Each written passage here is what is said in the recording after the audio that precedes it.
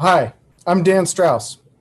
I'm your District 6 council member representing Ballard, Fremont, Green Lake, Finney, Crown Hill, Greenwood, and many sub-neighborhoods of Seattle.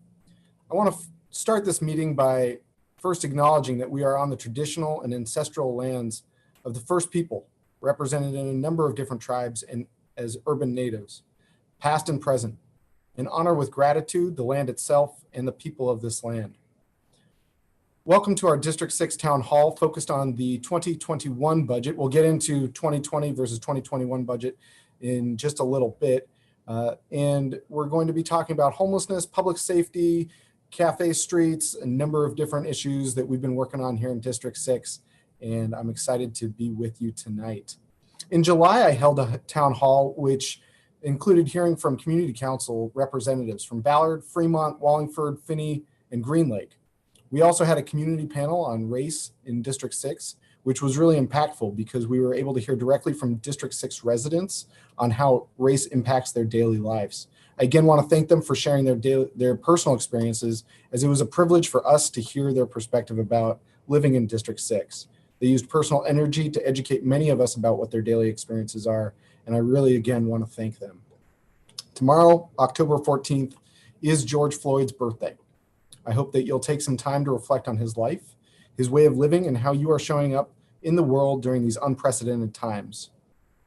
During our last town hall, we had more than 1,000 people tune in, and we asked you to submit questions to me. Unfortunately, we ran out of time at the end to address those questions directly because I repurposed the time allotted for direct Q&A to continue the conversation about race in District 6 because it was an important conversation that needed more time and continues to need more time.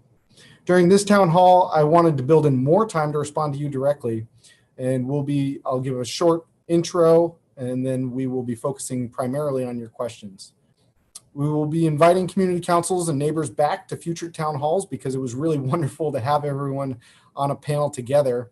And also tonight, I want to give a large part of our airtime to what is happening right now. This racial reckoning that's taking place, coupled with the election and just a few short weeks away, the public health crisis that we're all experiencing in one form or another, and the myriad of problems that remain unsolved, such as homelessness and public safety.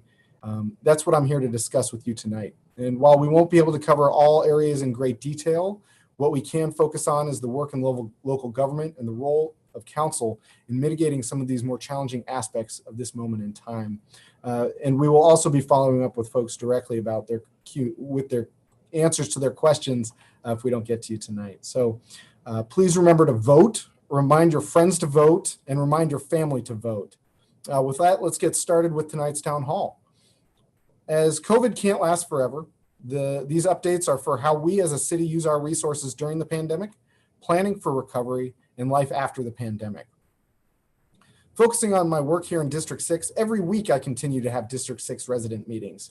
There was a backlog from this summer because people were using the district meeting request form as a way to submit public comment, which we appreciate. That backlog, we have made some changes in our staffing model to ensure that we're able to get through that backlog and be able to meet you on the phone. And so we continue to meet every week with residents and oftentimes outside of typical business hours, because it's important for me to be accessible to you where you are and how you are, because you shouldn't have to go out of your way to have your voice heard by me. Also, my staff keeps me updated on all of the conversations they have with people across the district. So even if you're not speaking to me directly, your voice is being heard, as well as we keep tallies of how many emails are coming in on what topics, as well as phone calls. So if you need to make sure that your voice is registered, call in, email in, we're keeping track. As I said, we've made some changes in how we are responding to constituent and resident requests. You may have noticed this over the last few weeks, and sometimes changes take time to be noticed. So if you haven't noticed, hopefully you will soon. With this, I remain flexible, and I constantly am looking for ways of improvement of how to interact with residents of District 6, because we are a very active district. And so we tried doing videos. Didn't hear a lot of positive, negative response to that. We are doing more emails. We're being more proactive with our phone meetings. Again, I really miss the fact that we're not able to meet at the district office in person. And hopefully with the regulations regarding COVID becoming, as we move through the different phases, hopefully we'll be able to get back to that soon. I want to update you on a couple neighborhood projects that I'm working on. With a group around Sunset Hill, we're working to expand the public pedestrianized space into the street so that there's more space to gather and use the right of way for pedestrian uses. Around the Leary Triangle, we'll get to the homeless encampments later, but around the Leary Triangle, there's a really great opportunity there to use 9th Avenue as a public space, whether it's for a street cafe or merchandise from local businesses or an activated public space. There's really great opportunity there that I'm working with folks around that Leary Triangle right now. As well as up on 73rd in the Finney neighborhood, there's a safe Stay Healthy Street that lets out into an uncontrolled intersection. I've even got a meeting tomorrow with people from SDOT in how we can improve that space. And so I'm constantly working with our departments on ways that we can improve your daily life here in the district. And so if you have something that you'd like help with, please do let us know. Constituent and resident casework is something that I really want to focus on, because you should never feel like you're on your own if you ever get stuck in bureaucracy. I'd like to highlight another project that I've worked on, the Ballard Interbay Regional Corridor. This was a project that I actually started as a staff member. And what it is the Interbay area has a very narrow right-of-way for traffic, for the movement of people and goods, as well as there's a number of different projects, whether it's the Magnolia Bridge, the Ballard Bridge, Sound Transit 3, the Armory redevelopment. There are just a number of different improvements that need to be made in that area. And as projects stand on their own, they're not attractive to state or federal funding. So the idea is that we package these projects together so that they're more attractive to state and federal funding. There have been virtual public meetings, and there will be more in October, details coming soon. And as well as we've been working with interagency team partners to evaluate the draft Magnolia and Ballard Bridge replacement timelines and funding strategies. The drafting of the Ballard Interbay Regional Transportation System Report is coming, and it should be ready for submission to the Washington State Legislature by November 1st, which is important that it comes in before the next legislative session. Coming back to race and social justice, this means a lot of different things to a lot of different people. And this is not meant to abdicate, but council is limited in our ability to address many of the issues that our nation is experiencing. We're not able to address people's personal beliefs.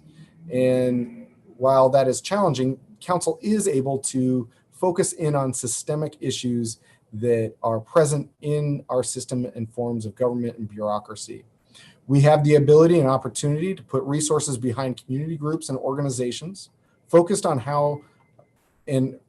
on how and changing our systems and how they're structured and how they impact people on a daily life. We can address systemic issues within our city, but we can't change your perspective or provide necessarily education. And that's really, again, the work that we need to be doing with ourselves and with our community to educate each other, using resources. And as Brian Seltzer reported to us in the last town hall, we can't just have conversations with like-minded folks. We need to actually educate ourselves, because otherwise we're just batting around ideas that might not actually be realistic. And so it's important that we continue to learn, read, and speak with others of differing opinions about how to address race and social justice at this time. One thing that has really come to the front of my mind is the understanding of 1,000 cuts, and how one instance in a vacuum that can be relayed to me or to others may seem insignificant about the way that a structural issue impacts somebody on a daily basis. And it's important to understand that if that one instance in a vacuum is multiplied by 1,000 times, that is a deep cut. And so for many people who are Black, Indigenous, or people of color, there is a a myriad of different ways that the systems of governance and bureaucracy are continuing to cut them in what may seem insignificant. And it's important that we trust Black people, that we entrust the stories that we're hearing, and that we believe these stories so that we're able to make the needed changes that are needed today and in this moment. There continues to be an important conversation nationally. And here in District 6, even before George Floyd was murdered, we had anti-Asian attacks in Ballard. This summer has seen anti-Semitic graffiti in the district. And so while this is a national conversation, this is also a conversation that this is happening in our backyard. And we can't stand for racism in our district. I want to now transition to talking about homelessness. And so one thing that I heard at the town hall or the public hearing the other night on the budget was from a District 6 resident regarding solutions, that no one size solution fits all, and that the current inaction is a solution that fits no one. And I agree with that no one size solution fits all, and the current inaction is a solution that fits no one. I, just a few weeks ago, sent out my newsletter regarding how I approach homelessness. It was very detailed. We had planned to send one out yesterday, today as a follow-up, and you'll see that tomorrow because we had to spend our time focusing on this town hall. I'll go over it briefly and I'll give you a preview of what you may read tomorrow. Again, if you haven't signed up for my newsletter, please do so on the website, as we regularly send out communications in this form. Homelessness, specifically in District 6, we have several places that I've been working to address, but have not received the resources needed to be successful. These places include the Leary Triangle, areas from Ross Park to Gilman Park, Ballard Commons, the Everspring Hotel, Motel, and areas around Green Lake. These are areas where we have people experiencing different barriers. We have different groupings of people. There are people who are down on their luck and will be successful in our traditional non-congregate shelter models or tiny home villages. We have people who need additional support with case managers, trained to work with law enforcement and medical professionals. We have people who need sober shelter, and we need people who have low barrier shelter. And we have people who need intervention in mental health crises. We have a few people who have many intersecting barriers. Danny Westneat wrote an article about this a few weeks ago.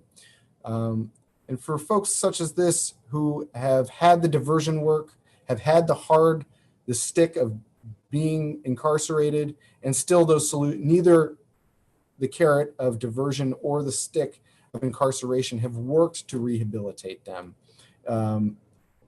For these people, the solutions are much more difficult. And what I'll say is that when we are able to address the needs and barriers of the other categories, down on your luck, need additional support, sober shelter, low barrier shelter, when we're able to really address the needs of those individuals, the population of people who have intersecting needs of intervention becomes much smaller and more easily dealt with. For the people in each situation I listed, we already have programs in place to address their needs. We have seen previously the navigation team connect people with the housing or adequate shelter that fits their needs and situation when the team has had the resources that they need of adequate shelter and housing. The programs listed that I'll go through right now will still be successful if we fund them, even without the navigation team. And that's for people who are down on their luck. We have REACH, which is a DESC program. For people who need additional supports or law enforcement assistance, who are regularly engaged with law enforcement or need medical assistance, their co-lead, COVID law enforcement assisted diversion, is a program that works well for them. We need sober housing for people who need sober shelter. We need low barrier housing for people who need low barrier housing. These are models that are already stood up and can work and do work.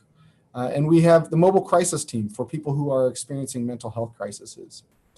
And again, as I said, for people who have multiple intervening barriers, when we address the needs of everyone else, that group becomes much more manageable and much smaller. It is my analysis that when we do address the needs of these 5 groups, that again, that sixth grouping is easier and more manageable to actually bring real solutions to. Again, we need to use hotels and motels to backfill the shelter needs that we don't currently have built out. Because all of these programs are only as successful as the ability to stabilize people within adequate shelter and housing. You may have read the Cairo 7 or seen the Cairo 7 news article last night about the University of Washington professors doing studies on using hotels and motels, demonstrating that when you're able to stabilize somebody, that they're not looking for where they're going to stay tonight, they're able to access the things that they need most, whether it is getting off drugs or accessing shelter need, housing needs, long-term, getting a job, etc. So I would definitely point you to watching or reading that Cairo 7 article.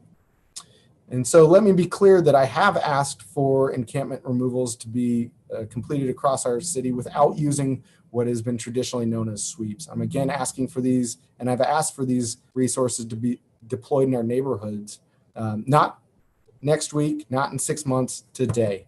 And I made this request before, and we still have not seen this action taking place. King County is already engaging these solutions that I've outlined just now with successful outcomes. If we continue to utilize our just moving people from one place to another, we'll continue to shift that problematic behavior from one person's front lawn to another, and we'll be spending money without lasting results. At this moment, there's a lot of attention being paid to the navigation team. And as a city, we have not been provided the full analysis of what the city is doing and what is working. In recent years, we've spent resources on the navigation team without necessarily providing them the housing and shelter resources that they need. And in some ways that this has exacerbated the issue because we have simply been shifting the problem around our city without addressing it head on. And that is why today I continue to make the statement that we need to address this crisis at the scale of the crisis so that we're able to reset our city and really move people off of our streets, provide the adequate shelter and housing that they need so that we can then say authentically, you cannot continue to live in our public places and spaces. Because again, when people are suffering on our streets, predators are attracted to this suffering, and predators prey on people living in the streets. They prey on people living in homes. They prey on people with small businesses. And so I brought this proposal forward to the mayor and to city departments. And again, I was told that this is too expensive. And just giving you real time, this is the preview for tomorrow's email, that a back of the envelope estimate for addressing just the Leary Triangle and the Ballard Commons is roughly $200,000 per month, with renting the lodging and providing the case management for that toughest group of people to house. If you don't need as strong of case management, you can have fewer dollars spent on case management. At first glance, $2.4 million a year seems like a lot of money for 2 locations, not even the whole district, not even the whole city. And a direct cost benefit analysis does not demonstrate that this level of funding would be the highest and best use of dollars. What is not factored into this direct cost benefit equation are the costs to the city to address the symptoms or externalized costs of having these encampments unmanaged in our city. The city has direct costs of trash pickup, needle pickup, sewage cleanup, parks maintenance, homelessness outreach and engagement, case management, service contracts, and shelter. Beyond these costs, there are less tangible costs that accrue from allowing unmanaged encampments throughout our city. And this is petty theft from predatory behavior, property crime, property damage, security costs, sanitation, damage to public spaces, and increased mitigation costs like insurance premiums. These are costs largely borne by individual residents and small businesses. Costs that we can't quantify, but are also here as part of this equation. And so with a direct cost benefit analysis, $2.4 million looks like a lot of money, especially for just 2 locations. But am here with a call of action that we need to address this crisis on the scale of the problem, because there are indirect costs that are not being factored into a direct cost benefit analysis. Not to mention that there are third bottom lines of how do we use our public spaces, how our libraries, our parks, our buses should not be our de facto homeless shelters. We need to address this this crisis at the scale of the problem. And that's why I don't believe that a direct cost benefit analysis is adequate when making an evaluation of how to use city dollars. Again, $2.4 million for a year just for 2 locations. It may seem like a lot of money with a direct cost benefit analysis, but again, we need to factor in these less tangible costs and our third bottom line. I'd like to take a minute now to talk to you about the navigation team. I did vote to remove Seattle Police Department officers from the navigation team. I did not vote to eliminate the team. I did vote to override the mayor's veto because the drawbacks and limitations of the compromise outweighed the benefits. The resources that were hanging in that balance are real resources for real people, and we couldn't continue to delay getting those resources out. The council action did repurpose the funds to complete outreach by third-party organizations already doing this work. And it's important to understand, what is the navigation team? They have been the gatekeeper to shelter and housing resources. They provide resources such as hygiene kits. They do garbage cleanup, sharps cleanup. And I want to take a minute to recognize that this is one of the hardest jobs in the city. It's often overlooked. It's often unrecognized. And I think that's just, we need to take a moment to recognize that the navigation team has been one of the hardest jobs in the city, especially when we're not providing the adequate resources of shelter and housing. So again, what are the next steps? The council put together as repurposing those dollars from the navigation team to third-party providers. The dollars for those third-party providers to do their work needs to be released. We need to open up adequate shelter to bring people inside, and we need to urgently address this crisis to reset our city. I want to talk to you a little bit now about Seattle Police Department. I've spoken to Chief Diaz. Chief Diaz brings fresh perspective to his position. When I met with him, I actually brought up the Leary Triangle, and in part because one of the neighbors of the Leary Triangle had a discussion with my staff, and my staff was able to highlight for me in real time what was happening out there, especially with violent behavior. And so I spoke to the chief about the Leary Triangle. As we continue in our budget process, discussing the Seattle Police Department, we're going to be focusing on how we're changing the areas of responsibility to ensure that police time is focused on crime. As has been reported many times over, 56% of SPD's calls are non-criminal. From traffic stops to mental health calls to addressing homelessness, this is not police work. We need to have the police time focused on crime in our city. And these changes don't occur overnight. We need to scale up programs, departments, and organizations to be able to effectively receive responsibility for these areas of work. This is why the veto override, or the veto over the 2020 rebalance was so troubling, because we spent a month debating a veto rather than focusing on the work ahead of us. There was a 3-step process here. There was the 2020 rebalance, the time between the 2020 rebalance and the 2021 budget, and then the 2021 budget to look ahead. And the time in between those 2 budgets was intended to be funding community organizations, was intended to be researching more directly what the information that we need to be prepared for this 2021 budget process. And instead, we spent that month not funding organizations and departments that need to be scaled up. And we spent that time arguing. This is not a time for politics. This is a time for action. And that's why that veto was so troubling for me. Through this transfer, I commit to you that I will be focusing on increasing public safety for everyone in our district and everyone in our city, and not decreasing public safety. This is a historic transition, and it's not going to happen overnight. And it's important that we increase public safety for everyone in Seattle. I want to take time now to speak about issues that might not be as polarizing as the conversations that I've just had or spoke about. I want to talk about safe streets, stay healthy streets. As you may know, Golden Gardens Drive is now reopened to cars. So if you are biking, walking, running, or pushing a baby in a stroller, Golden Gardens Drive is not the best place to do that anymore. In Green Lake, the Green Lake Way does remain closed until the Small Craft Center is reopened. And again, I've already spoken to you about the opportunities that we have to use our street use permits in places like Sunset Hill or Leary Triangle. If you have places that you would like to repurpose your right-of-way or your street into a place that can either benefit the economy or pedestrianize the space to allow people to move freely in a physically distanced manner, please let us know, because again, we'd like to help you out there.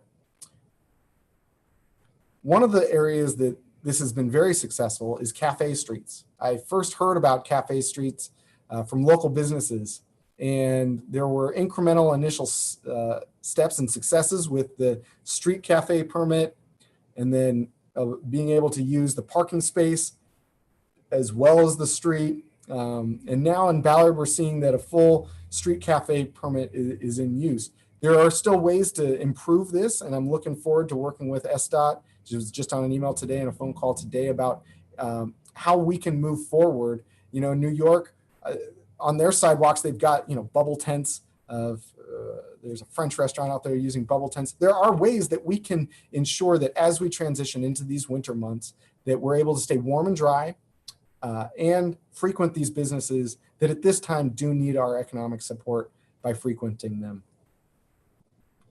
Another topic that I want to talk to you about that's important to me is trees. The tree ordinance was one of my top priorities to get passed this year, and COVID has put a wrinkle in that process.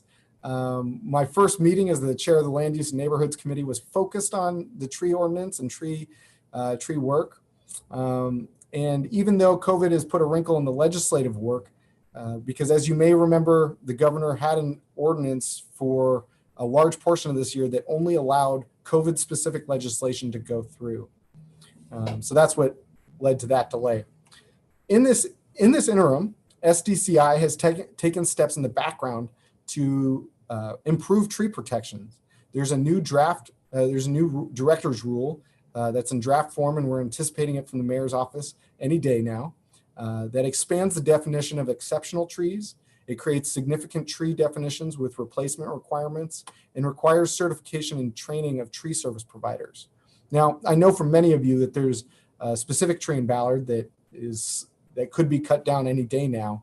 And we're in a troublesome spot where if we had this new director's rule, that tree would be protected. But until that new director's rule is on the books, it remains in limbo. So that the importance of this work is now. And maybe that's the overarching theme of this entire town hall, is that we can't continue to delay this important work because these are real problems affecting real people today. And it can't wait another 2 weeks. We need solutions now.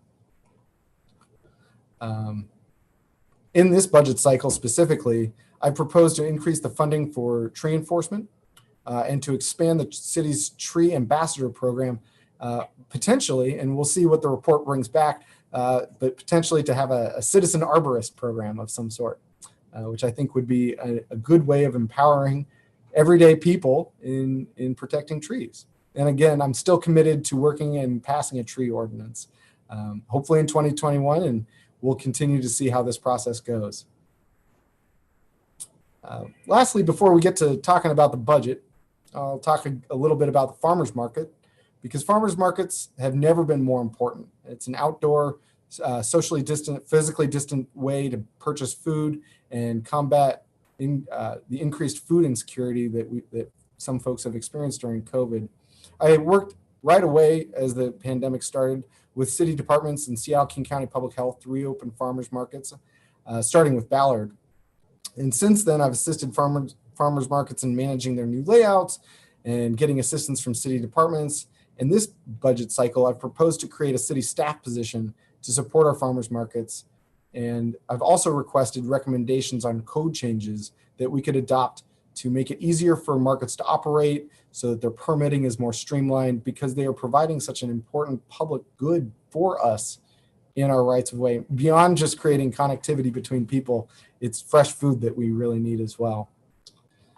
So now as we transition to speaking about the budget, it's been said that the budget is a statement of priorities, and especially during Form A's. We'll get to talking about the process in just a second. These are demonstrations of my values and how I'm committed to working with you. So if there are things that you think need to be added to my list, please don't hesitate to reach out. We still have time before Form B's, although this process does move quickly. So I want to go over the overall process, which is that in July and June, city departments work on their budget, and by August, they submit their proposed budget to the mayor. In turn, the mayor spends August and September working on their proposal to the city council, and then they transmit their proposal to city council at the end of September. And so that happened about 2 weeks ago. At that point, the city council reviews the proposed budget and proposes changes. Now, because the charter requires that this is a balanced budget, unlike the federal government who can print more money, we must balance our budget.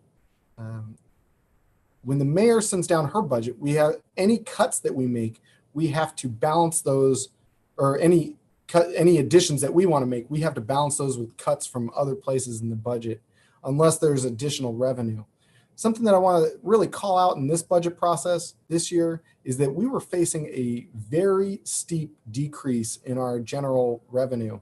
And the Jumpstart proposal that was passed earlier this year has really buoyed our budget and has really enabled us to retain important city staff, important city programs that help real people every day. And this was just such an important way for us to buoy through this recession. Once the budget is transmitted to us, we have made our adjustments. The budget chair then makes a proposal to council of all of these changes incorporated into the chair's proposed budget.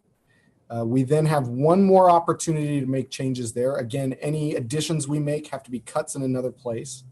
And then we pass the budget.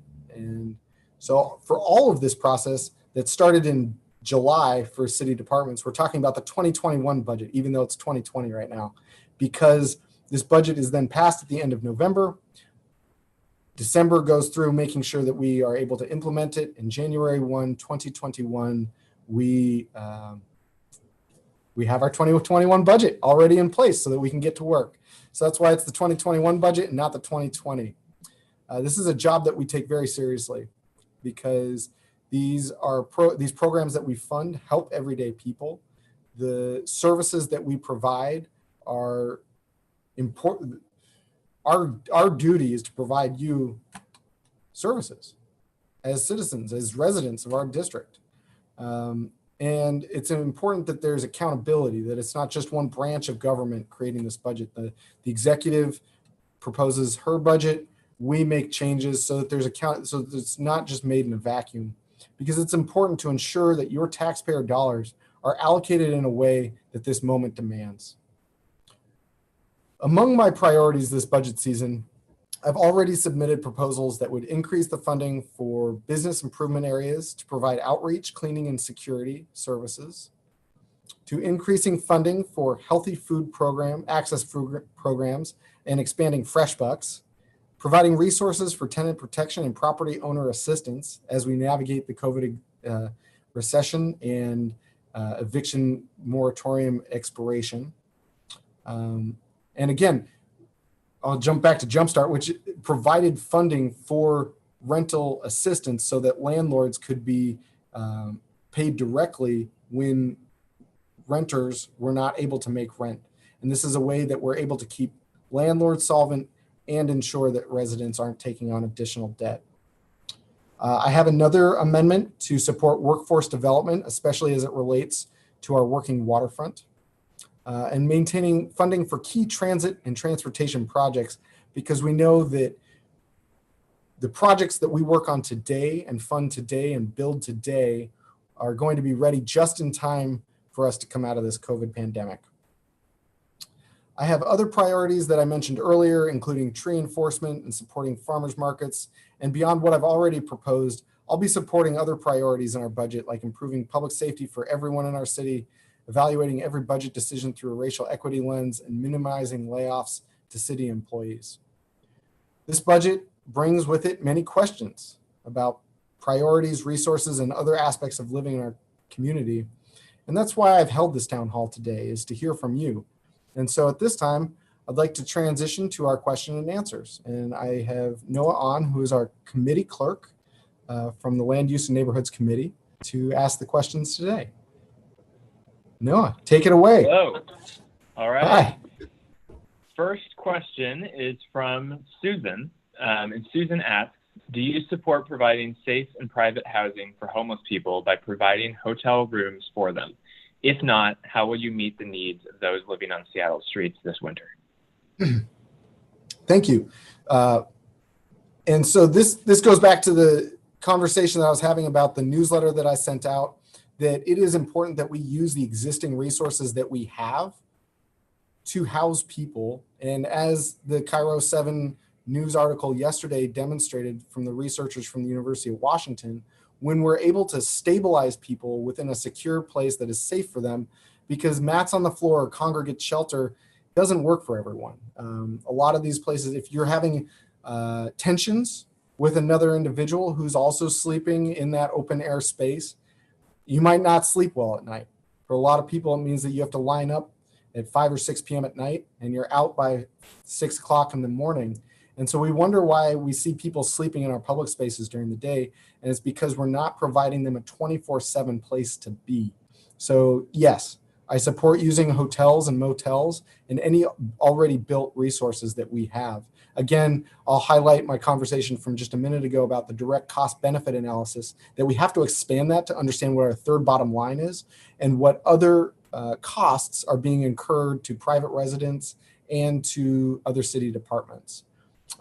Again, I will, the mayor's 2021 budget proposal included the use of 300 hotel rooms and many other improvements, and I applaud and I absolutely recognize these investments. And I just think that we need to do more, and we need to do it now. Thank you, Noah. Thank you. We've got a number of questions here about public safety. So I'll start with 2 general questions, and then throughout the time we'll have more, I'm sure. Michelle asks, how do you plan to make our neighborhood safe from crime, thieves, homeless camps with less police? And Carol asks, what are your plans to ensure public safety around all the crime happening in Ballard neighborhoods? Mm-hmm. So this is something that I've been working to address actually since I first came into office. And the conversations that I outlined in my newsletter have been conversations that I've had with many different city departments, with city leaders, and I'm oftentimes rebuffed that these solutions are too expensive. And that's why I felt it important to start having this conversation in the public with you, so that you know how I'm approaching these issues and the level of urgency that I feel regarding this. And this ruffles feathers within City Hall, and because people like to just be able to have private conversations. But at this time, you need to know where I'm coming from and what I'm doing. And so when we are allowing people to suffer on our streets, when we're allowing people to suffer in our public spaces, whether they're down and out, need sober shelter, or just need low barrier shelter, especially with those 3, or need mental health interventions, especially with those 4 groups of people, we have the ability to intervene and provide adequate solutions to get them off the streets. It's just going to take a lot of money, and it's going to take us really squaring our shoulders and addressing this crisis. And so when we're able to reduce the amount of suffering that we see on the streets, we know that predatory behavior is attracted to this suffering because predators can take take advantage of people in bad situations. And so that's where you begin to see people being taken advantage of. That's when predatory behavior is in property crime, property destruction, a lot of the issues that are facing our small businesses and our business districts. When we're able to address the suffering that we're seeing on our streets in an urgent manner, we will see the level of predatory behavior decreased and also minimized in a way that is more easy for us to have direct interventions with. Over the course of the year, I've asked for more police resources in these areas, and I wasn't provided, we weren't ever able to get there.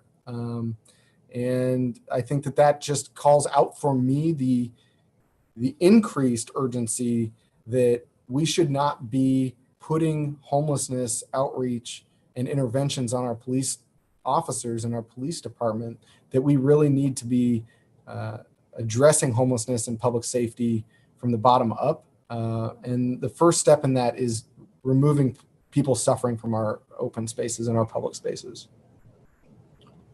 Thank you, Noah. Thank you.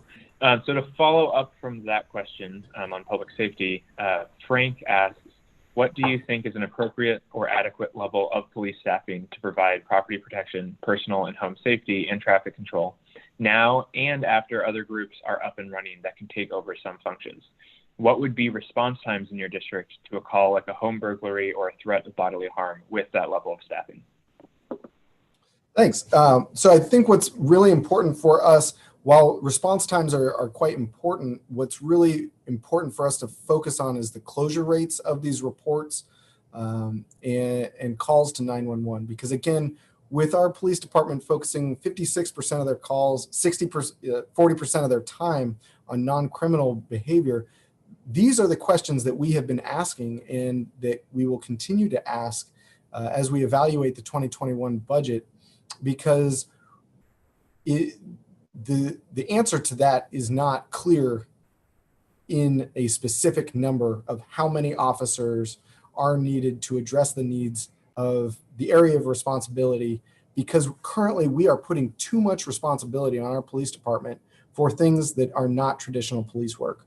So as this transition continues and occurs, it's important that we scale up these other departments, that we scale up these other programs and these other organizations so that we're able to transfer the responsibility there in a meaningful way, and that we're able to allow the police department to focus on traditional police work. Okay. Similarly, Travis asks, or he says and then asks, I own restaurants in Ballard and Capitol Hill. Twice in 2 weeks, we have been the target of theft. We have not filed police reports because the police have never shown up when needed over the past 2 years. And now we have way less faith than ever before that they will fulfill their duties. How will you pressure the mayor to address SPD, homelessness, and opioid issues? And do you see us citizens and business owners ever trusting the SPD again?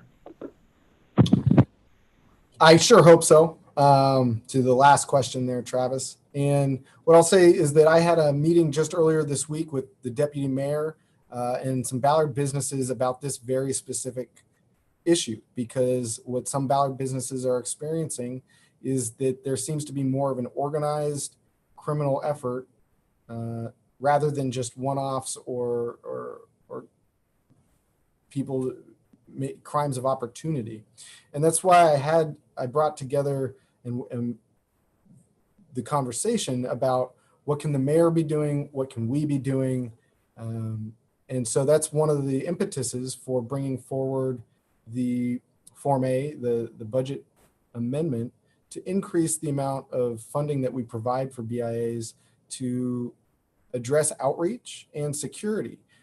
Because something that was noted to me during this call was that the hours of activity in business districts such that you're operating within, before COVID, a bartender might be there till 3 or 4 in the morning closing up. And then first employees into some of the businesses might be there at 6.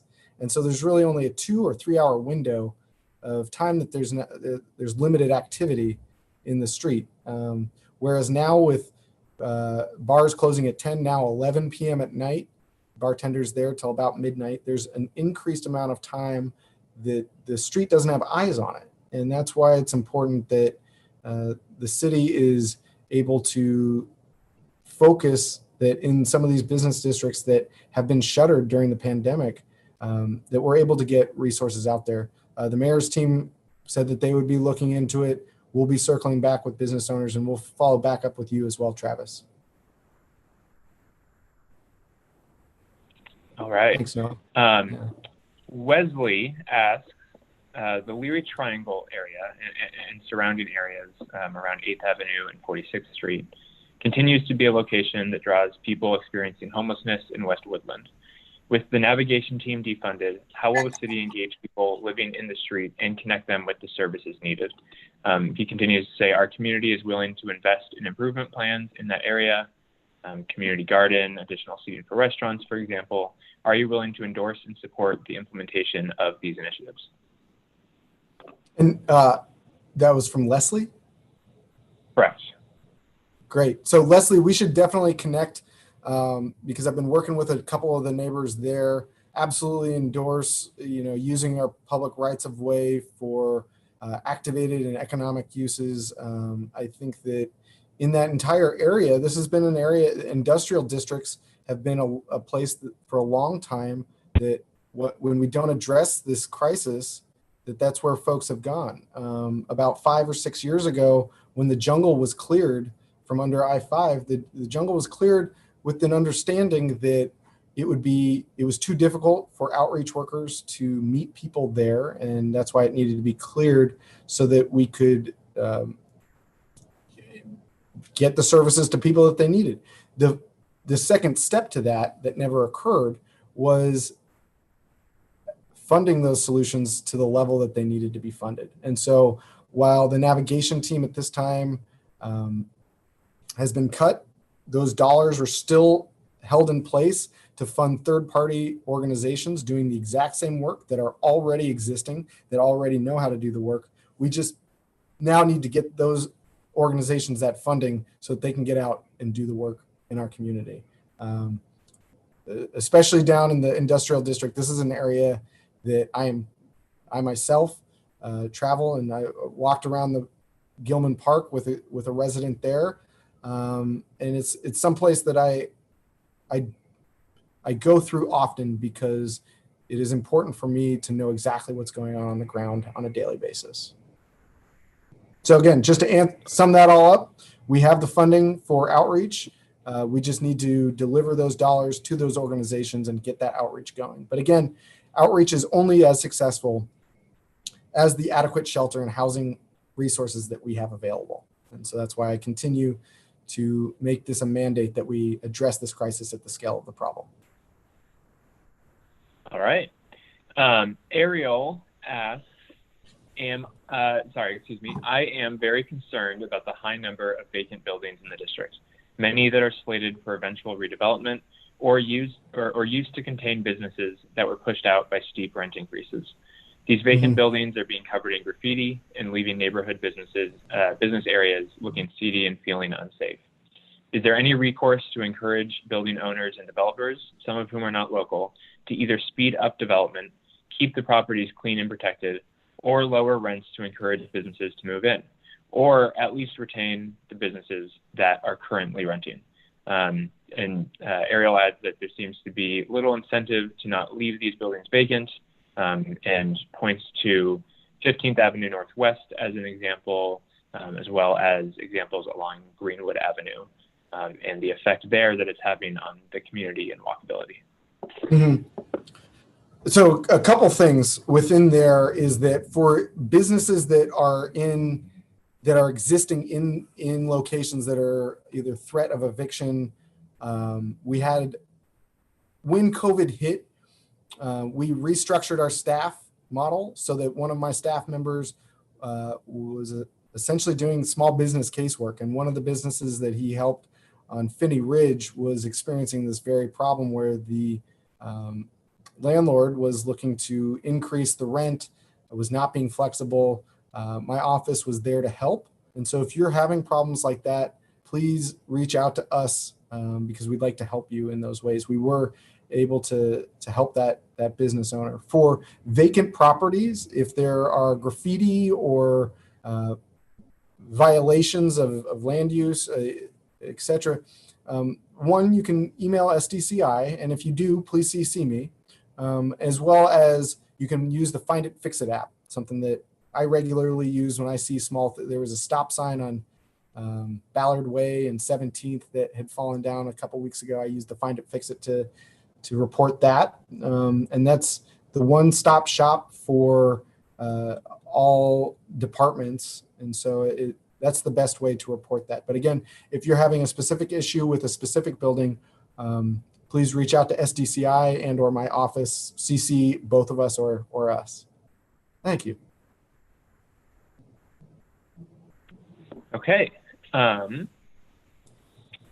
Jeannie writes, what can be done about a mentally ill hoarder homeowner in our neighborhood? We've contacted every public agency we can think of to no avail. There's trash cans and rats that create a public health hazard, and the homeowner seems like they could be a danger to herself or others. Is this the Ballard Crown Hill area? It does not specify an area. Okay. Either way, Jeannie, I would say reach out to our office. Let's connect. Constituent services, resident services is something that's very important to me because if you're not able to find the right answer or you've hit a roadblock or an obstacle, we're here to help you get through or around that to the solution that you need.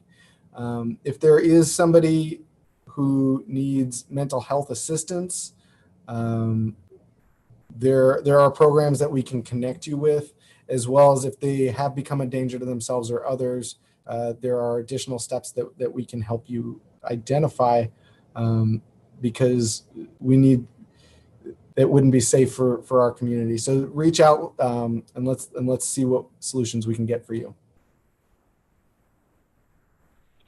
Okay. Robert asks, you have said you want every homeless person to have 4 doors and a lock on the door, or 4 walls and a lock on the door, excuse me. Tell me what your plan is for drug addicts who refuse treatment and will render, I believe it's supposed to be inhabitable in a few weeks' time, whatever accommodations you put them in. How many times do you plan to tear the place down and rebuild it before you say enough is enough and demand accountability? Thank you, Robert. There are low barrier shelters within our city. The Navigation Center is one of them. These are not necessarily 4 walls and a door that they can lock. It is a 24/7 enhanced shelter. So that means that they can keep their things in one place, access their belongings and their space 24/7, come and go as they need, and that there's intense case management on site. Other organizations who provide really intense case management that I talked about earlier are able to intervene and mitigate a lot of these issues before they become crises. And it's really important to understand that we need to be able to block people out and meet them with the interventions to the barriers that they're experiencing. So if they have intense substance and chronic substance abuse, then we need to have very strong case management for them. And, while I do believe that the gold standard here is a dormitory style, 4 walls and a door that they can lock, I have seen enhanced 24/7 shelters be effective. And again, I want to highlight that at the end of all of this, if we don't have housing to graduate people out of shelter into, then we'll just be focused on building shelter, and that's not a long-term solution. So any shelter that we build needs to be temporary in nature, and we need to be focusing on building the housing needs that we have. So again, Robert, what I would say is that with intense case management, there is success. We've seen it succeed. We're seeing it succeed today with programs that are in place in the city right now, such as COVID law enforcement assisted diversion. And then again, I'll circle in on the article that Danny Westneat wrote about people who have so many intersecting barriers that with mental health, substance abuse, that for some people, whether it is the carrot of diversion or the stick of incarceration, neither the carrot or the stick create the rehabilitation outcomes that we're looking for. And there are these people in our community. And as we continue to not address and provide solutions to the people who we can meet and who we can reach and who we can bring inside, as we don't meet and reach those people, we're allowing this last category of people to not only create disturbances that are harming everyone and people living in homes and people who have businesses. It's also creating that opportunity for predatory behavior to occur and to spread. And so just to answer your question again, very specifically, Robert, that with intense case management and the proper protocols, I don't believe that we'll have to be rebuilding these units time and time again. We can use existing built resources. And for a small group of people out there, neither the carrot or the stick is going to create the rehabilitation outcomes that we're looking for. And that's why it's even more urgent that we do intervene and provide the solutions for the people who we can meet and reach. Thank you, Noah. Yeah. Armand asks, will you commit to spending at least half of affordable housing funding wherever in King County land and construction costs are cheapest, rather than only in Seattle where land is more expensive? I have a hard time making a commitment here in the town hall, but what I can say is that it is important that we balance both, right? We have land use, we have land costs throughout King County that are cheaper than here in Seattle. Now, this is in part the importance of also the Regional Authority on Homelessness to be stood up and address this homelessness as a regional problem, because currently the city is bearing the burden of a regional problem, as most of the resources are located here in Seattle. So whether you're in Covington or Duval, you have to come to Seattle for a lot of the resources that you need. And if I lived in Duval, I don't think that I would want to come to Seattle necessarily. So again, we need to be addressing homelessness on a regional basis, as well as housing, because for a lot of the rapid rehousing programs that we have, we'll intake people from other parts of the county, South King County, and then we'll rehouse them in South King County. So I think using land cost is very important. Also, we need to use publicly owned land that can reduce the cost of building affordable housing here in the city. And we need to be making sure that affordable housing is being built in place as developments are being developed. When I was growing up, somebody in Ballard, a family could be successful and raise their family with either one person working on the working waterfront or somebody working as a bartender. You could raise your family, your kids could get a family wage job and buy their own home. And with the increased costs of our city, that's no longer the case. I've watched as so many of the people that I grew up with not be able to afford to live in Ballard. I myself have not purchased a home because the costs have been prohibitive for me. And so that's why I do believe that having affordable housing in our neighborhood, in our district, and in our city is important. And that said, you bring up a really great point that we need to be utilizing land costs that are less expensive than what we have here in the city. Thank you, Noah. Yeah. Let's go back to public safety for this next question. Julianne asks, what is the proposed plan for patrols in Ballard in light of your vote to reduce overall police force by 50%? And I'm also curious to understand why the city council chose not to work with our only female Black police chief, who would have had the most relevant perspective on the issues from both a Black Lives Matter and a Seattle Police Department perspective. Why was her important voice ignored?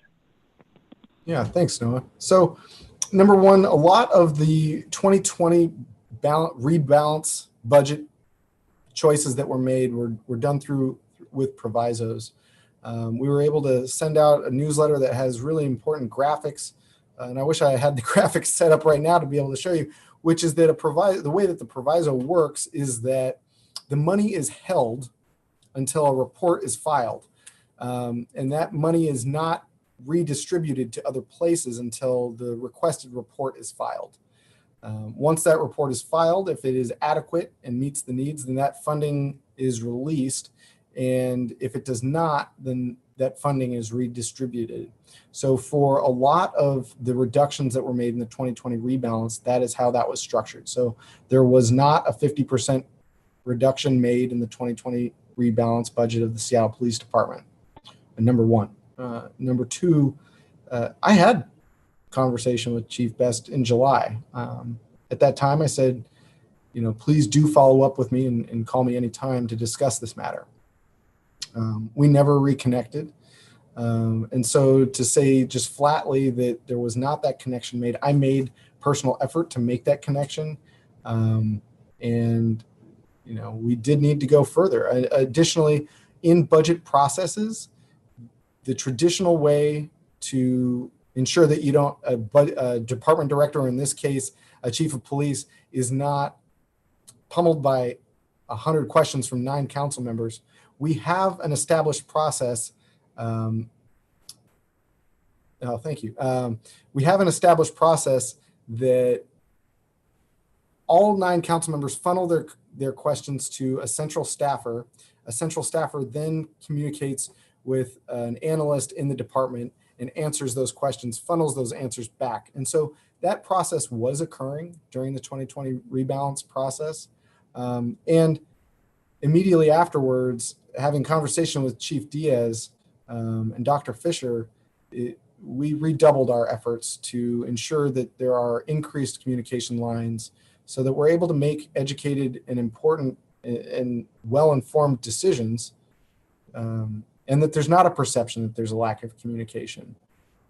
So I have already spoken with Chief Diaz. I will continue to have those conversations with the chief. And it looks like we've got, thank you. Oh, it just disappeared. There we go. Thank you for putting this up. So how a proviso works is you create conditions that have to be met before certain money can be spent. So I don't think you can see my mouse, but I'm hovering over the budget. From the budget, you put a proviso in.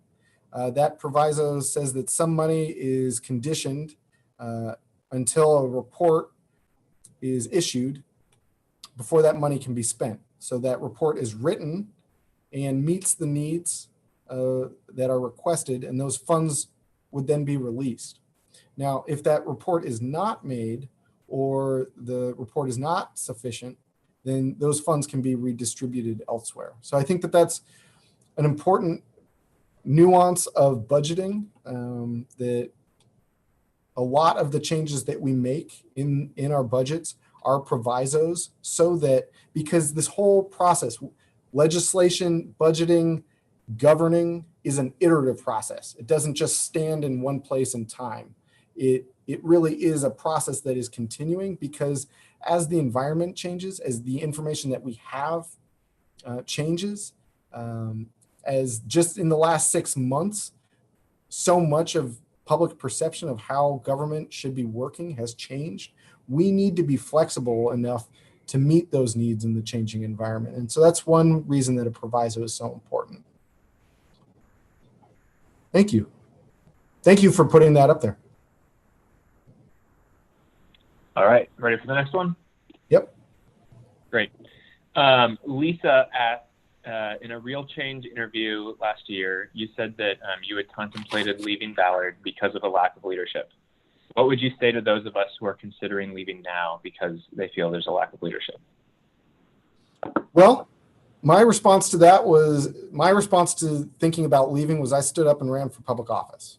And so I would challenge anyone who is thinking about leaving to first double down on the community that you're living in, to double down on your efforts to have leadership at your level on improving the areas around us. What I can say about me is that when I had those feelings, I did not want to give up on the city I grew up in, on the city that I love and call home. And so I ran for public office. And from there, I continue to work every day to improve the city that we live in. Now, when I made those statements, they were in particular in response to the infrastructure needs that we have, because the city we have been transitioning from a very large, small town into a very small, large city, international city. And those changes have growing pains.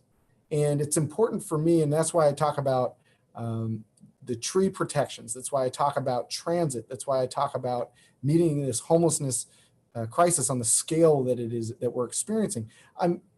These are issues that are so important to me, because if we don't address them, then we won't have a city that we love and we can be. And so that's why I say that if there is something that you can do at your neighborhood level, on your block, in your micro neighborhood, I would say do that. And if you'd like to work with me, or if there are things that I can do to help you see that those changes that you need, please let us know, because we'd like to help you out. And generally and overall, I would say that every day I wake up, and some nights that I can't sleep, because I do take this responsibility personally. When I see suffering on the streets, I take it personally as my responsibility. When I see predatory behavior occurring, I take it personally. People that have written me in about having experiences with individuals on our street that are well known throughout the community that have mental health illnesses, I am not insulated from that. I have been yelled at by those people too. And so I take this personally, and it is my duty to do the best that I can do. And I work every day to provide this leadership. And what I can say is most troubling about this last year is that we have been putting politics before policy, that we have been putting politics before delivering services. And we need to drop the politics and get to policy and get to providing services for you and for every taxpayer in this city. And that's what I wake up to do every day. And before I would leave, I doubled down on the city that I grew up in. I hope that's something that you would like to do as well. And please we'll reach out to you, and please let us. I'd like to work with you to provide you any resources to stand up. And for anyone else that's feeling that way, if there's anything that we can do to support you in your work, establishing that community on your block, in your micro neighborhood, and in the city, I'd love to help you, because I'm not going to turn my back on our city.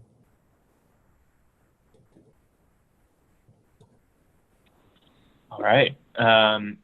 Sam asks, like many Ballard residents, I am discouraged and sometimes concerned for my safety when considering the proliferation of homeless encampments and the deteriorating appearance of the neighborhood.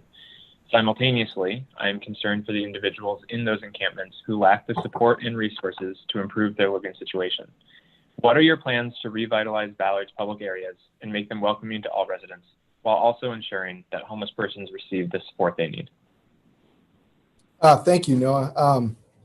I believe that we've spoken about this topic quite a bit, but again, we need to address the crisis on the scale that we're experiencing it. We need to be able to bring people into a stabilized place. Again,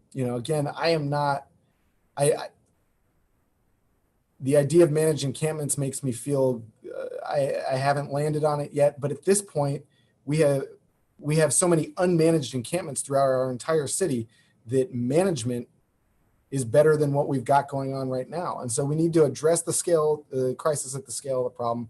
And we need to use the hotel, motel, and other built solutions at our disposal to do this today. Because again, I'd point to this Cairo 7 article and the UW researchers that are demonstrating that when we stabilize people and we meet them where they are with the interventions to the barriers that they are experiencing, which is, again, not one size fits everyone, but inaction is something that is not benefiting all of us. So we need call to action here. And it's something that I continue to do, and you'll continue to see reports of my conversations in my newsletter. So please sign up for my newsletter. Thank you.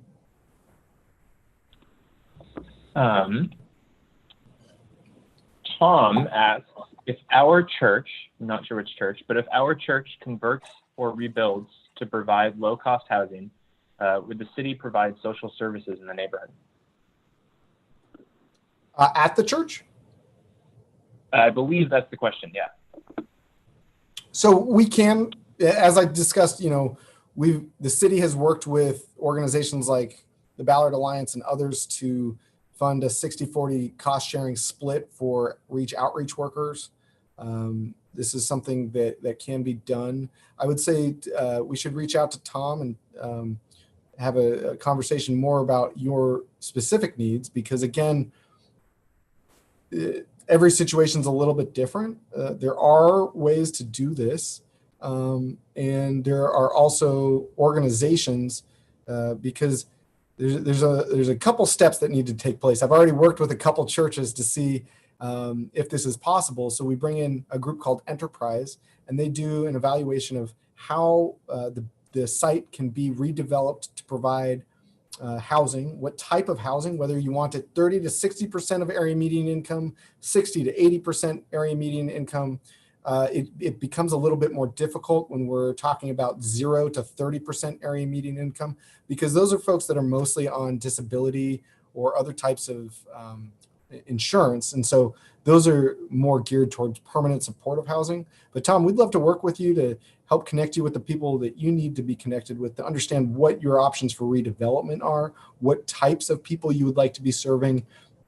And then from there, a lot of the organizations that would operate that housing already have the services that you're discussing built into them, and there are already cost-sharing models that the city uses. So, would love to work with you on that. No, let's make sure we reconnect with Tom. Absolutely. A different Tom asks, asks, Metro recently eliminated the already limited bus service to Sunset Hill along 32nd Northwest, leaving this area of the city with no bus service and no access to other routes coming to or from Central Ballard. Yet the city is asking us to support a renewal of the transit tax this November. Metro could, with a few, if any, additional resources, reroute some of the Route 40 buses from 24th to 32nd. Would you support that and direct Metro to investigate that option? That's a good one. I have been working with Metro since the beginning of the year to discuss and understand how we can bring better transit service to the marina, to Sunset Hill, and to other parts of the district that don't have great Metro service. So with Route 17 in particular, this reduction was mostly in part because of people working from home. So this was a very highly utilized route during office times. And the Seattle Transportation Benefit District is the only reason that we had the Route 17, because Metro was prioritizing their funding in other areas that have even less transit options than what the 17, 18, and 15 expresses were providing. And so while this COVID pandemic is hopefully a very temporary experience, we will be rebooting our more typical behaviors and things like bus service, because the bus service was so intensely impacted also by Initiative 975 that they really had to put a lot of a lot of concentration in saving the dollars that they had. So with ridership down so significantly during commuting hours, that is why buses like the 17, 18, and 15 expresses are not running. So as we move out of the pandemic, for the next 6 years, we will still want service. And unless we pass, I guess I'm not going to speak in the future about that. What I will say is that without the Seattle Transportation Benefit District for the last number of years, we would not have been able to fund the Route 17. And so if we want routes like Route 17, 18, 15, 5 Express, 28 Express, if we want those, then the funding for those comes from Seattle Transportation Benefit District.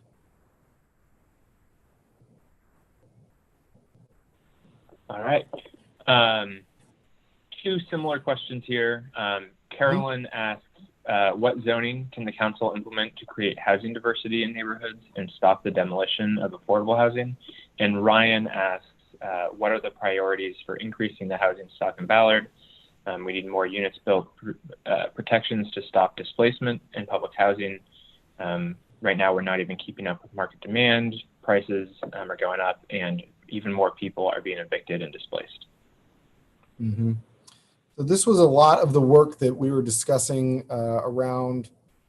I talked about how legislation is an iterative process. It is not a one point in time forever are those rules. And so a lot of these conversations are talking about how do we make changes to the mandatory housing affordability program. And that could include, requiring more affordable housing in place. It could require using, and something that I support, using a portion of the in lieu fees to be used within a certain geographic radius from where that development occurred. It's an experience that I had when I lived on 63rd, that I watched the neighborhood transition from single family homes. One home was a 3-bedroom that rented for $1,200 a month, transitioned into three $500,000 units, townhomes. And so if we want to ensure that we are keeping up, because we're not keeping up with the housing stock needs that we have right now, some of that is a little bit of we are behind in where we should have been. It was 5 years ago that we should have had these fees in place so that we could have built at the rate that these needs were occurring. So we're again behind the ball.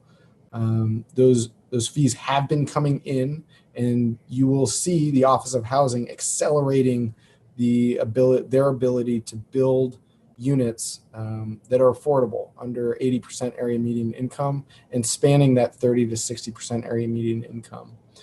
This was something, to the first question, this was something that we had planned to look at and address during the Land Use and Neighborhoods committees this year. And again, as part of the governor's order that only business related to the COVID pandemic or necessary business could be attended to, this stopped a lot of our planned committee work. So these are issues that I will be again addressing after our budget season as we come into the new year, because we need to have a place for everyone on every level of the economic spectrum to be living in our community, because a diverse economic spectrums in our community is what makes our community unique and interesting.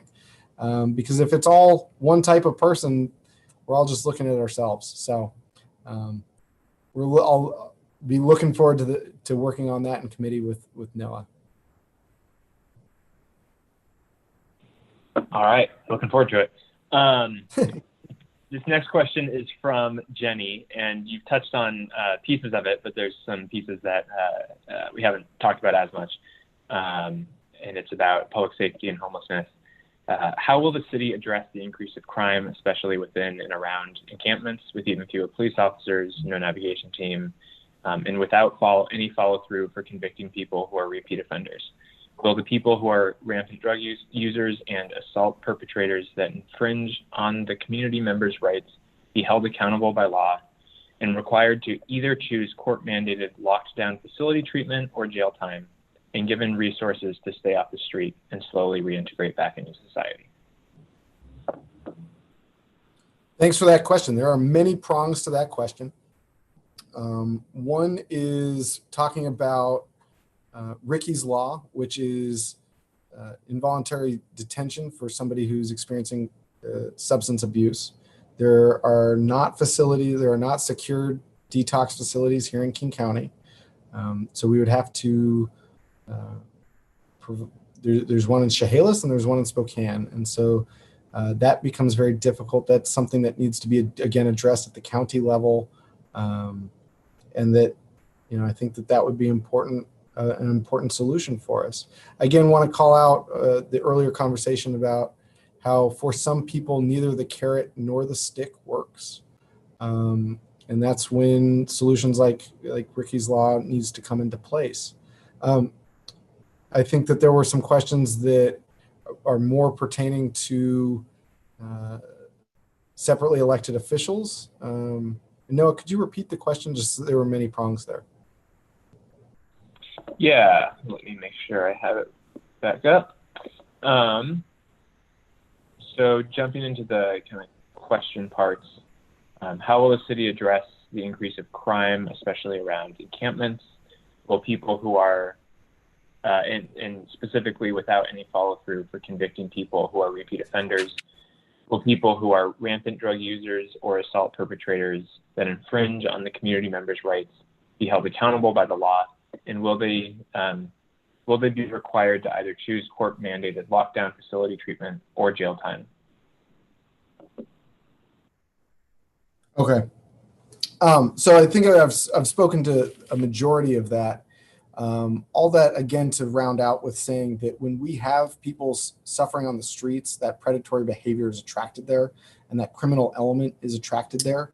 And so in and around encampments, this is also what I've been talking about quite a bit on this town hall tonight, is that by leaving these encampments unmanaged, that we are creating unmitigated hazards for the people living there, for the people living around there, for anyone in our city. And that's why we must address this crisis at the scale of the problem, to move that suffering off of our streets into a secure place for people to get better. And for those fewer remaining, from those fewer remaining people that are still left out there, that we are more able to address the needs of those folks, because we're not just letting everyone else be on the streets and in our public spaces. So we need to address the scale of this crisis, the scale of problem. We need to bring people inside using our existing resources. We need to invest more money in the outreach. And again, looking back at that startling number of, if we were to address 2 encampments for 1 year of shelter, that's $2.4 million. And a direct cost benefit analysis doesn't pencil out. But when you start factoring in what are all of the other services that the city's providing, what are the costs that are being incurred by private residents, we can't do direct cost benefit analysis anymore. We need to also take into account the third bottom line, and bring the suffering off of our streets. All right. And I believe, correct me if I'm wrong, that we may just have time for one last question here. And so there's a few, but just in order to get to a different issue that we haven't had a question about, I will go with a question from Lewis, which is, you said you are, it might be Lois, I apologize if I got that name wrong. You said you are focused on tree preservation. How do we work to prevent the tree cutters from mutilating trees when cutting them for power lines? It damages the trees and looks terrible. Yes, I agree. Unfortunately, the options there are either to put the electrical lines underground, which does help us on windy days such as this, when power lines could go out. It does create another seismic issue that it's harder to repair electrical lines in the future. But this is one of those really tough balances. And I talk about the tough balances about tree preservation with development in particular. And so this is another place with public right of way. So when we don't protect trees appropriately, then those trees are cut down unnecessarily. I have seen so many developments throughout our city that are able to build new infill development and protect trees. And so when this is done correctly, what we see is an increased value that's given to the building that is being built, because you can't grow the tree as fast as you can grow the building. It provides environmental benefits with shading during the summer, and cooling on hot days. And so when we look at right-of-way trees have different protections that you're discussing. And so we do need to have more protections for right-of-way trees. Right-of-way trees are also hard because as our city changes, ebbs and flows, our use of the right-of-way also changes. As far as it goes with electrical lines, I would say that it is more important to retain the tree and have the electrical lines, even though it looks a bit ugly. Many years down the line, hopefully that tree will grow back and around the electrical lines, but at this point, it's one of those trade-offs. I'd rather have the tree, even though it looks a little bit ugly, than to not have the tree at all. Thanks, Noah. All right. And I've been informed that we might have more time. Is that correct? Sure. Yep. Okay. Sounds like we have at least another 15 minutes here. Apologies to anyone I misled there. Let's see. We will go with a question from Dana. And Dana asks, the mayor allocated a $100 million investment in BIPOC communities in her proposed budget. What will you do to ensure that money is invested according to community-led research and community-led solutions and not a task force handpicked by the mayor? So this is, in part, there's a lot to unpack here. The way that it's structured is that $100 million is coming from the Jumpstart funding. The Jumpstart funding was intended to provide direct food assistance, to provide direct small business assistance, to provide direct rental assistance to residents throughout the city for next year.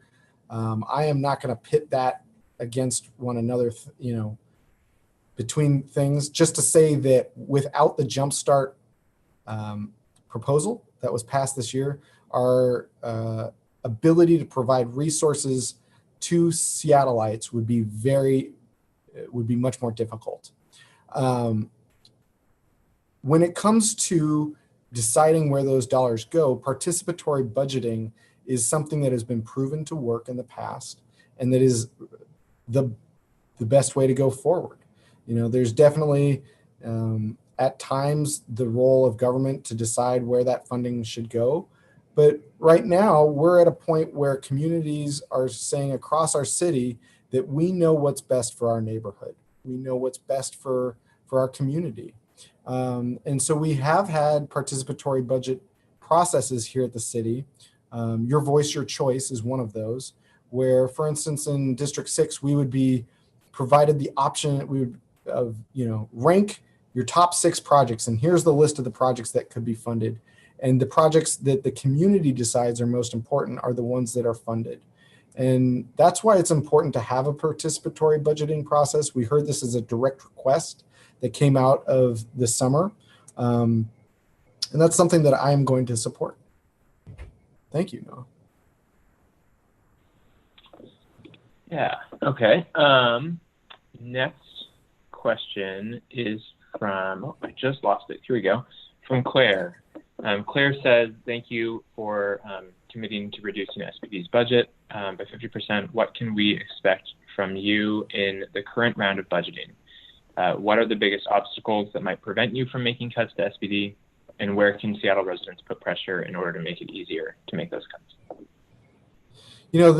This was a large part of the conversation in the 2020 rebalance, and this is going to continue in the 2021 budget. What's important that we need to be looking at is how are we shifting the areas of responsibility out of SPD, where an armed officer isn't the first person to respond with a mental health call, SPD is not responsible for addressing homelessness.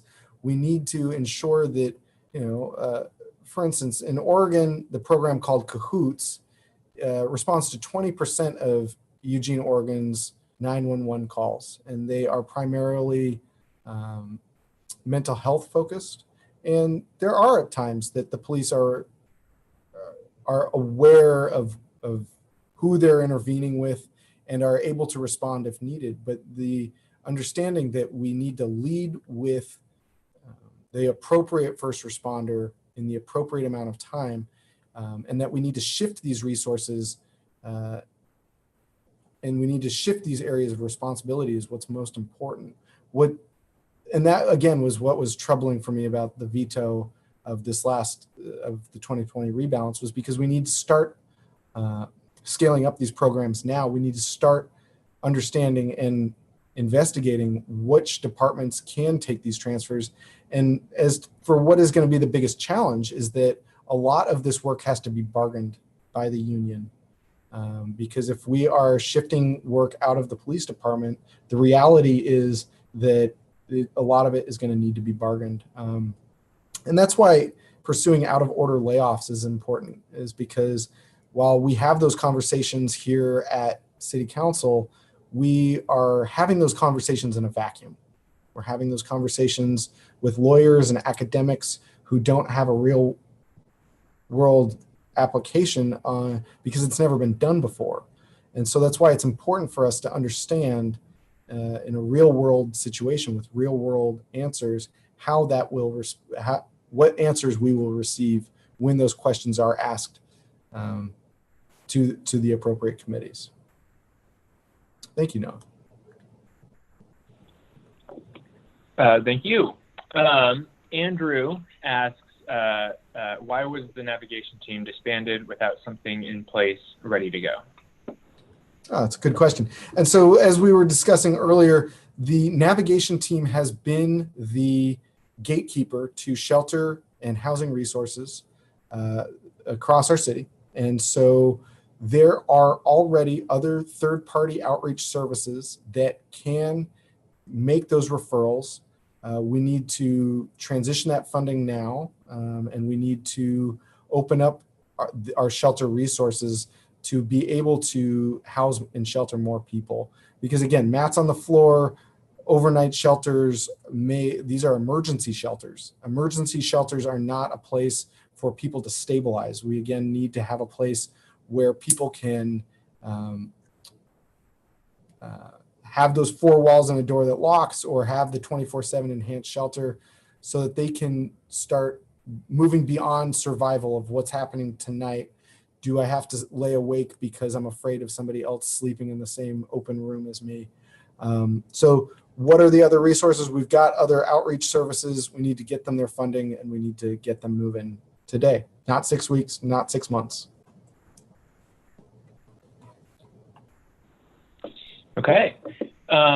Kate asks, she says that myself and neighbors have called your office hoping to contact you or someone from your staff. Is there a better, they haven't always heard back, is there a better way to contact you with questions or inquiries? Yeah, so thank you for this question. So I'll start by explaining how City Light had a backlog on their billing a number of years ago. And what they did is they added staff resources to working through that backlog. And so that's what we've been doing in my office for the last 3 weeks, because this summer we had unprecedented levels of communication from residents in the city. And specifically with the meeting request form, a lot of people were using it as a way to just register their perspective on an issue. So if you're emailing that you want to have, just register your opinion, please use email. If you would like to have a meeting, please use our form, our meeting request form, and we will be getting back to you shortly. So again, this summer we experienced unprecedented levels of communication. At some days there were 2,000 emails in a day, and we remain flexible, and so we've reprioritized our staffing to work through that backlog. And also we are centralizing some of the resident work in the office so that we're able to be more responsive in a faster time manner.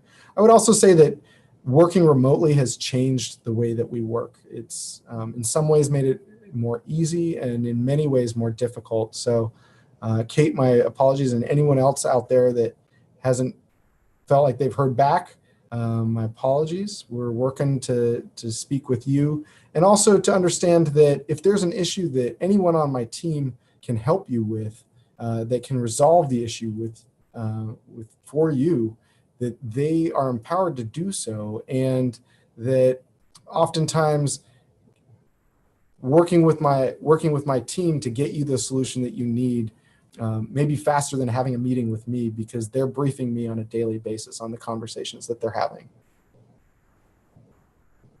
Thanks, Noah. Yeah, let's see here. Next question will be from Cody. And Cody asks, what is your awareness level on bike thefts? And yeah, what is your awareness level on bike thefts? How the bikes stolen could fund drugs or prostitution in our homeless camps? Additionally, what is your awareness level on the bike chalk shops existing within these camps, specifically Leary Triangle? So I'm very aware, is what I'll say. I'm very aware. I put myself on the street. I look at these spaces. I see this going on. And this is why I spoke to Chief Diaz specifically about the Leary Triangle. When we have organized criminal elements moving in our city, these need to be intervened within. And again, a lot of the predatory behavior that leads to this type of action is because there are people suffering in our streets. And when we address people suffering in our streets and get them off of our streets into places that they can be stabilized, we won't be seeing this type of predatory behavior that turns into criminal behavior that can be mitigated against. And so I'm very aware, and I've even brought it up with the chief of police. All right. Lewis asks, since developers who live outside the city have financially profited from the increased population in the city, why has Seattle continued to charge much lower development fees than the surrounding cities in King County? Higher fees could be used for low-income and homeless housing rather than adding even more of a financial burden to tax-paying citizens of Seattle. Mm-hmm. So again, we can't look at anything in just a vacuum. And could you repeat he did speak about impact fees, is that correct? It doesn't mention impact fees, but it's a similar idea, yeah. Sure. So we have to look at how all of our fees are lining up on top of each other when development is occurring. And again, this is why mandatory housing affordability is so important, that we are able to create the units in place. And when that's not done, that the in lieu fees, a change that I would advocate for is ensuring that those in lieu fees are used within a certain geographic area as proximate to the location in which they were generated from. Because those in lieu fees are able to also be built to be leveraged against county dollars, state dollars, and sometimes federal dollars, so that $1 of in lieu fees could amount to $3 or $4 towards a project. Did that answer the question? No, there were a couple prongs there.